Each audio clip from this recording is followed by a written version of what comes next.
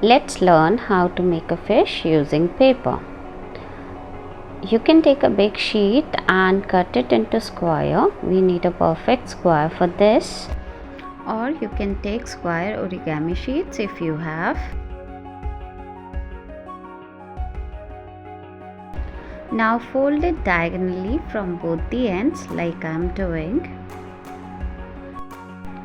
Now open the paper and fold it into half. Now fold it the way I am folding to make it a triangle. See how I am doing it? Let's check it one more time. Now from back fold it like I am folding to make the tail of the fish, which is also known as caudal fin in case of fish.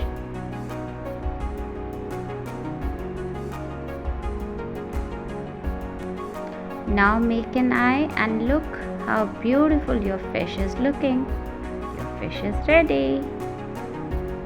You can make the hanging by making a few more fishes. These pictures are just for your reference how you can make hanging.